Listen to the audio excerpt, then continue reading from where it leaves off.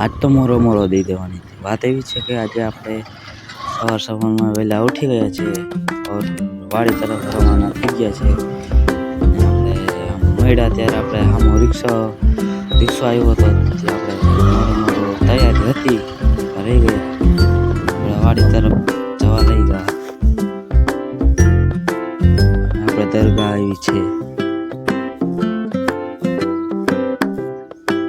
Helicopter ઉપડું છે.